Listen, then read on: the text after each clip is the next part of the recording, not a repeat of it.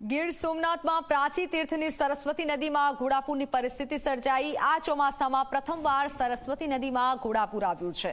નદીમાં પૂર આવતા માધવરાયજી મંદિર જળમગ્ન થયું છે અને હવે અંદાજે 1.5 મહિના સુધી જળમગ્ન રહેશે મંદિર।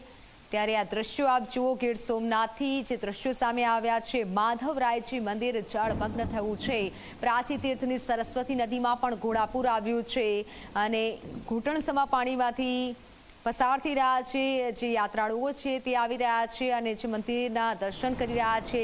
એક્સક્લુસિવ દ્રશ્યો ઝી 24 કલાક આપણે બતાવી રહ્યું છે ગીર સોમનાથથી। સૌરાષ્ટ્રમાં અત્યારે જે ભારે વરસાદ થઈ રહ્યો છે, હજુ પણ વરસાદની આગાહી છે। ગીર સોમનાથમાં પણ ધોધમાર વરસાદ થયો અને જેના કારણે નદી નાળા છલકાયા છે। સરસ્વતી નદીમાં ઘોડાપૂરની પરિસ્થિતિ સર્જાઈ, માધવરાયજી મંદિર જળમગ્ન થયું છે।